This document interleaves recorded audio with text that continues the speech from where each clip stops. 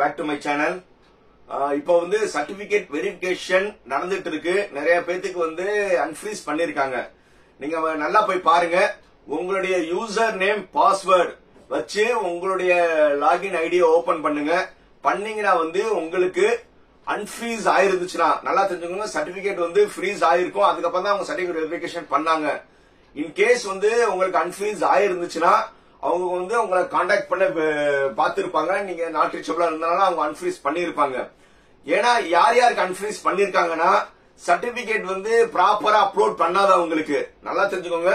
Certificate வந்து ப்ராப்பரா upload பண்ணாதவங்களுக்கு அவங்க என்ன செஞ்சிருக்காங்கன்னா அன்ஃப்ரீஸ் பண்ணிருக்காங்க. மேபி அவங்க கம்யூனிட்டி சர்டிபிகேட் தப்பா இருந்திருக்கலாம், மேபி 10th ஏத்தாம இருந்திருக்கலாம், +2 சர்டிபிகேட் ஏத்தாம இருந்திருக்கலாம், மேபி வந்து பிஎம்எஸ் காரவங்க இன்கம் சர்டிபிகேட், இந்த மாதிரி வந்து நிறைய விஷயங்கள் வந்து நீங்க வந்து சர்டிபிகேட் அப்லோட் பண்ணாம இருந்திருக்கலாம். இல்லன்னா வந்து நீங்க ஏத்தின சர்டிபிகேட் வந்து கிளியரா இல்லாம இருந்திருக்கலாம்.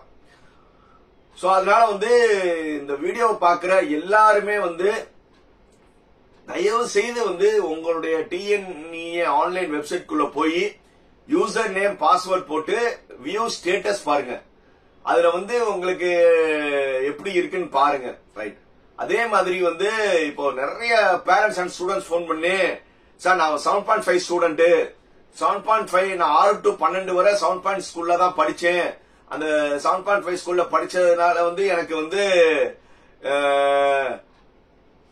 நோன் போட்டிருக்காங்க, கவர்மெண்ட் இது எலிஜிபிலிட்டி வந்து நோன் போட்டிருக்காங்க மாதிரி சொல்றாங்க.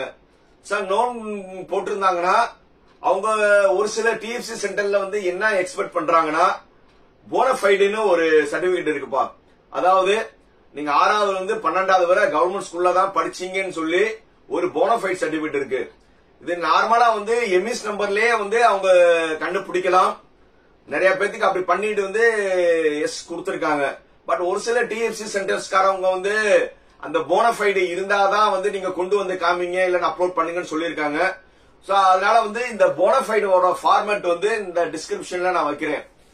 அது ஒண்ணுமே கிடையாதுப்பா. அதுல வந்து உங்க பேரு இருக்கும். அது போக வந்து நீங்க 6வதுல இருந்து 12வது வரை எந்த ஸ்கூல்ல படிச்சீங்க, அந்த ஸ்கூல்ல நீங்க ஹெச்எம் கொடுத்தீங்கன்னா ஒரே ஸ்கூல்ல படிச்சிருந்தீங்கன்னா அந்த ஹெச்எம் பண்ணிருவாங்க. அப்படி இல்லன்னா கடைசியா நீங்க +2 படிச்சீங்களே அந்த ஸ்கூல் ஹெச்எம்ஏ வந்து சைன் பண்ணா எனாஃப். ஒரு சில ஹெச்எம்ஸ் வந்து இது என்ன மாதிரி கேட்டாலும் நீங்க சொல்லுங்க சார், இந்த மாதிரி இந்த போனஃபைடுக்கு வந்து அவங்க கேட்டிருக்காங்க, நான் 6ல இருந்து 12 வரை கவர்மெண்ட் ஸ்கூல்ல தான் படிச்சேன்னு. ஏன்னா அந்த ஹெச்எம் போட்டுருவாங்க கண்டிப்பா. ஏன்னா அவங்க அந்த எம்இஸ் ஓபன் பண்ணி பார்த்தாவே தெரிஞ்சிடும் நீங்க எந்தெந்த ஸ்கூல்ல படிச்சீங்கன்னு. சோ அதனால எந்த ஹெச்எம்ஸுமே வந்து இல்லன்னு சொல்ல மாட்டாங்க. இன்கேஸ் இந்த வீடியோவை பாக்குற கவர்மெண்ட் ஸ்கூல்ஸ் ஹெச்எம்ஸ் பிளீஸ் இந்த மாதிரி வந்து யாராவது ஸ்டூடெண்ட்ஸ் வந்து இந்த மாதிரி போனஃபைடு வந்து டிஎன்இஏ இன்ஜினியரிங் அட்மிஷன்ல கேக்குறாங்க, அது இருந்தா தான் 7.5 கோட்டால எடுக்கும்னு அவங்க சொன்னாங்கன்னா தயவு செய்து வந்து நீங்க வந்து சிக்னேச்சர் பண்ணுங்க. ஏன்னா இப்ப வந்து ரேங்கிங் போட்டுருவாங்க. ரேங்கிங் வந்து எல்லா கேட்டகரிக்கும் வந்துடும், இன்க்ளூடிங் ஸ்பெஷல் ரிசர்வேஷன். அந்த ஸ்பெஷல் ரிசர்வேஷன்ல என்னென்ன இருக்கு உங்களுக்கே தெரியும். ஒன்னு ஸ்போர்ட்ஸ் கோட்டா, அடுத்தது எக்ஸ் சர்வீஸ்மேன், அடுத்தது பிசிக்கலி ஏபிள்டு, இந்த 3 பேரு. அதுக்கப்புறம் வந்து ஒகேஷனல் குரூப் ஸ்டூடெண்ட், அதுக்கப்புறம் வந்து ஜெனரல் ஸ்டூடெண்ட். இந்த மாதிரி வந்து கேட்டகரி இருக்கு. இந்த எல்லா கேட்டகரிக்கும் 7.5க்கும் ரேங்கிங் வரும். ஒரு 5 6 இதுக்கு.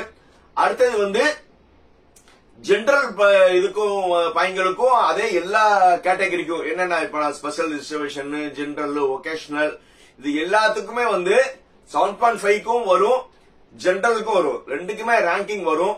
சோ அதனால வந்து இன்னொரு மேஜர் மிஸ்டேக் என்னன்னா, ஒரு ஸ்டூடெண்ட் வந்து நான் நிறைய வீடியோஸ்லாம் நான் சொன்னது உண்மையிலே நடந்திருக்கு. ஒரு ஸ்டூடெண்ட் வந்து எனக்கு போன் பண்ணி, சார் நான் வந்து என்னுடைய கம்யூனிட்டி சர்டிபிகேட் ஏத்தல சார், இப்ப பார்த்தா ஓசின்னு இருக்குன்னு. எத்தனை தடவை நாங்க வீடியோ போட்டிருக்கோம். ஏன்னா டிஎஃப்சி சென்டருக்கு இன்ஸ்ட்ரக்ஷன் வந்து கம்யூனிட்டி சர்டிபிகேட் இருந்தா அவங்க அந்தந்த கம்யூனிட்டியில போடுங்க. BC, MBC, BCM, DNC, SC, ST, SC அந்தந்த கம்யூனிட்டி இருந்துச்சுன்னா கம்யூனிட்டியில அந்தந்த கம்யூனிட்டி இருக்கும். நீங்க வந்து கம்யூனிட்டி சர்டிபிகேட் ஏத்தல அப்படின்னா அவங்க என்ன செய்வாங்க, ஓபன் கேட்டகரிக்கு தான் கொண்டு போவாங்க. அதனால டிஎஃப்சி சென்டர் இருக்காங்க மேல கோவப்படுறதுல நம்ம தப்பே கிடையாது. அவங்க அவங்களுடைய வேலையை கரெக்டா பண்ணிருக்காங்க. ஏன்னா நீங்க கம்யூனிட்டி சர்டிபிகேட் ஏத்தலன்னா கண்டிப்பா அவங்க ஓசி தானே. அதனால வந்து டிஎஃப்சி சென்டர்காரவங்க மேல வந்து நம்ம வந்து குறை சொல்ல முடியாது. அவங்க இன்னொன்னு என்ன சொல்றாங்கன்னா, சார் அப்ளிகேஷன் ஃபார்ம்ல நான் அடிக்கும் போது வந்து நான் கரெக்டான கம்யூனிட்டி தான் போட்டேன், பிசினா பிசி, காஸ்ட் எல்லாமே போட்டேன், ஆனா வந்து இப்ப எனக்கு ஓசி மாறி இருக்குன்னா, இப்ப அப்ளிகேஷன்ல வந்து நீங்க என்ன டேட்டா கொடுக்கலாம், அதை வெரிஃபை பண்றதுக்காக சர்டிபிகேட் வெரிஃபிகேஷன். சோ அதனால நம்ம டிஎஃப்சி சென்டர் வந்து அவங்க வேலையை வந்து கரெக்டா தான் பண்றாங்க. நம்ம தான் என்னது நம்ம இதுல போட்டோம்ல எல்லாமே அப்ராக்சிமேஷன், அதாவது சும்மா எழுத்து அப்படி நம்ம என்ன நினைக்கிறது, அப்படி சரி பண்ணிடுவாங்க அவங்க இது பண்ணிடுவாங்க அப்படிலாம் கிடையாது. ஏன்னா வந்து அவங்க டிஎஃப்சி சென்டர்காரங்க நூக்கான் கார்னாட சர்டிபிகேட் வெரிஃபை பண்ணி ரேங்க் பண்ணணும். ஏன்னா ஒரு ஓசி பையனுக்கு கம்யூனிட்டியில வந்து சர்டிபிகேட் ஏத்தாம வந்து அவங்க கம்யூனிட்டியில கொடுத்தீங்கன்னா பெரிய டிஸ்பியூட் ஆகும். சோ அதனால அவங்க அனலைஸ் பண்ணி அவங்க கரெக்டா தான் பண்ணிட்டு இருக்காங்க. நீங்க தான் வந்து சர்டிபிகேட் கரெக்டா அப்லோட் பண்ணலன்னா இப்ப கேளுங்க, வழி இருக்கு. இப்ப நீங்க நேரா டிஎஃப்சி சென்டர் போங்க, சார் இந்த மாதிரி வந்து நான் இந்த கம்யூனிட்டி இந்த இருக்கு, என்னுடைய கம்யூனிட்டி உன்னுடைய பிடிஎஃப் இருந்தாலும் ரைட் தான், இல்ல அட்டையா இருந்தாலும் சரிதான், அவங்க பிரிண்ட் அவுட் எடுத்துட்டு போய் ஒரு ஆதார் எடுத்துட்டு போய் டிஎஃப்சி சென்டர்ல சொல்லுங்க, சார் இந்த மாதிரி வந்து எனக்கு கம்யூனிட்டி வந்து இல்லாம ஓசியில மாறி இருக்கு, நான் எல்லாம் கரெக்டா வச்சிருக்கேன். அதே மாதிரி 7.5 ஸ்டூடெண்ட்டும் வந்து சார் நான் வந்து 6 to 12 7.5 வாங்கினேன், ஹெச்எஃப்ஸ்ல போனஃபைட் வாங்கிட்டு அது கொண்டு போய் காமிங்க.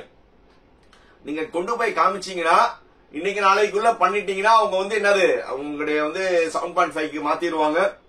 அதே மாதிரி ஓசியில இருந்தா அந்தந்த ப்ராப்பர் கம்யூனிட்டிக்கு மாத்திட்டு ப்ராப்பரா ரேங்க் வந்துடும். இந்த ரேங்க்ல வரும்போதே வந்து மெயினா நீங்க ரேங்க் வேண்டியது 7.5 ஒரு ரிசர்வேஷன் சொல்லி ஒரு பிடிஎஃப் வரும், அதுல உங்க பேர் இருக்கான்னு கண்டிப்பா பாக்கணும். அதே மாதிரி பக்கத்துல வந்து ப்ராப்பர் கம்யூனிட்டியில இருக்கீங்களான்னு பாக்கணும். அதே மாதிரி இந்த கம்யூனிட்டி சேஞ்சஸ் இருக்கிறவங்க வந்து இப்ப ரீசெண்டா போய் நீங்க பண்ணிருங்க, பண்ண பிறகு ரேங்க்ல வந்து கரெக்டா வந்து சேஞ்ச் ஆன கம்யூனிட்டி வந்திருக்கான்னு பாத்துக்கோங்க. இது வந்து நீங்க தான் பண்ணணும். இப்ப என்னைய மாதிரி யூடியூபர்ஸ் நிறைய பேர் வந்து இந்த மாதிரி பண்ணுங்க தான் சொல்ல முடியும், ஆனா நீங்க தான் பண்ணணும். நீங்க தான் யூசர் நேம் பாஸ்வேர்ட் பார்த்து உங்களுடைய இதை பார்க்கணும். சோ அதனால வந்து இந்த வீடியோவை நிறைய பேருக்கு ஷேர் பண்ணுங்க. முதல்ல வந்து வியூ ஸ்டேட்டஸ் போய் பாருங்க, அப்போ உங்களுக்கு என்ன இருக்குன்னு அதிலே தெரிஞ்சிடும்.